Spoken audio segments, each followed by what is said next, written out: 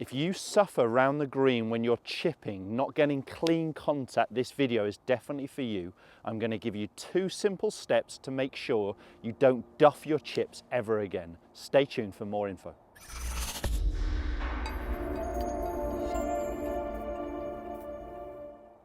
Welcome back to the TruGolf Academy. You've joined me, Jon Watts, today at Branston Golf and Country Club. Today's video is all going to be about chipping. So I'm round the edge of the green here. I've got about 15 yards to the flag. I've got around 4 yards to the edge of the green. So I am hitting a chip shot, a chip and run. Now, this could be from a little bit further back. What I've found myself in is a bit of rough. I'm not going to have a perfect lie, but what I'm going to give you is 2 really simple steps to make sure you don't duff your chips ever again. It's something I see a lot of golfers suffer with. And I'm not going to talk too much about club selection in this video. I have done a video that I'm really happy with talking about club selection and the percentages you should use. And I'm going to put a link just here, so make sure you check that one out if you're unsure of what club to use around the green. I've chosen a pitching wedge for this particular shot because I want to fly the ball a couple of yards onto the green and let the ball run out and release, and I believe this is the right loft to do that. If the flag was closer to me and I didn't want it to roll as much, I would choose a more lofted club, and vice versa. If I wanted the ball to roll or release a little bit more still, I would use a lower lofted golf club, and that's what I talk about in this video, and it's definitely worth checking out. As I mentioned, today's video is just 2 simple steps to make sure you don't duff those chip shots ever again. So the number 1 reason I see amateur golfers struggle when they're chipping is not enough pressure onto their lead foot. They might start with their pressure there, but perhaps their pressure's going back, or maybe they never really set enough onto their lead side. I use a body track system that measures where your force is. And I get a lot of people and they go, yeah, I'm about 75, 80 over here, and we measure them, and actually they're pretty close to 50-50. So sometimes they've really got to exaggerate that feeling of really getting that pressure onto that lead leg. So for me as a right-handed golfer, that is my left side here, closest to the target. So I want the pressure to be on my lead foot. The second part is just making sure we keep our body rotating through.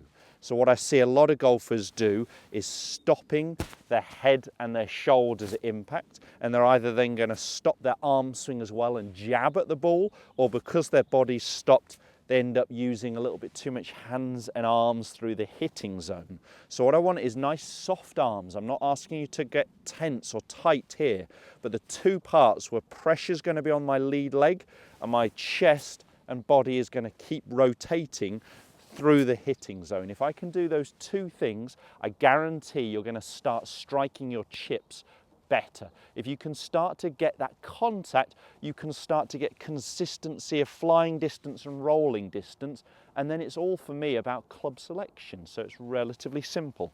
Now, I get a lot of golfers who struggle getting their or keeping their weight onto their lead side. So if this is something you struggle with, I would actually get you to do a drill where we set up and then we take our trail foot back and up onto our toe. So now I know that all my pressure is really onto my lead side. Now I get a lot of people chip so much better from here, and there's no rules that say we can't. So I'm going to do this in this particular shot. I'm going to take this foot back and actually hit it with all my pressure really on my lead side.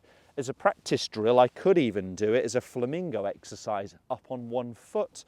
Or I could, and I've done a video on this before, so again I'll put a link just here, cross my legs so I put my trail foot over my lead foot. If I lean back at all from there, I'd lose my balance, so I've got to try and keep that pressure onto my lead side. I'm going to hit this one by actually setting up and then taking my trail foot back, so my pressure is definitely onto my lead side. Remember, that's point number 1. We want to start with it there and keep it there. Point number 2 was just making sure that we keep our body rotating. So I want you to hold the finish position. I get a lot of golfers, they might hit a bad shot, but they're straight away walking off. They don't learn from their bad shots. So I want you, whether it's good or bad, to hold the finish. And I just want you to judge how good that finish position was. Is my pressure on my lead side? Has my head and my chest rotated? Are my hands in front of my left hip? If I've done those things, I guarantee that we've used our body, not our hands, and we've gained some consistency from it. I have done a video about the importance of holding your finish position with short game shots, and again I'll put a link just here, well worth checking out also. Let me go ahead and hit this one. So I'm going to try and land a couple of yards onto the green. I've chosen a club that's going to roll a bit more than fly.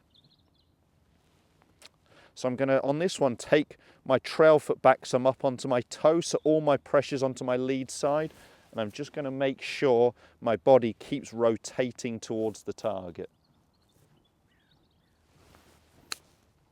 So that's landed exactly where I wanted, a couple of yards onto the green. It's rolling around there. Didn't take quite as much break as I thought, but what have I left myself? About 2 foot from, what did I say this was, 15 yards? I'll take it. So I really felt that pressure onto my lead side, and I definitely kept my body rotating. So you'll have hopefully seen there, I won't give myself a good lie, you'll have hopefully seen there that I kept my head and body rotating to hold that finish position. So whether you take this foot back to keep that pressure on that one foot, or whether you want to set up with both feet flat to the floor, the important thing is I want that pressure to be on that lead foot.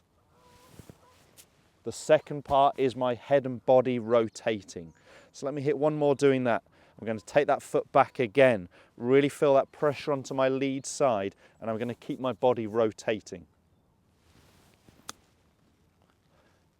Looked like it might have landed a foot and a half further than the last one, and it's finished, yeah, about 3.5 foot rather than 2 foot. But again, a good quality chip shot. I just potentially flew that ball that little bit further than I wanted to, but I've left myself a 2 foot putt and a 3.5 foot putt from a 15-20 yard shot. I think I'd take those on the golf course. I want you to really get confident with these, that you're confident enough you're thinking about holding the shot. I'm disappointed, especially in that second one, and it's 3.5 foot away. You know, if you're someone who's been struggling with your chip, you would bite my right arm off for that shot. I know a lot of golfers really waste shots around the green, and it's a pretty simple shot once we get used to it. 2 key points, they're going to come up on the screen right now. Pressure needs to be on that lead side, and the second part is you've got to keep your body rotating. You can't let your body stop and stall. If that video has helped, make sure you hit the thumbs up and do subscribe to my channel for all the other content. At least 2 videos a week on a Tuesday and Thursday, and all my social media info is coming along the bottom of the screen also. Cheers, guys.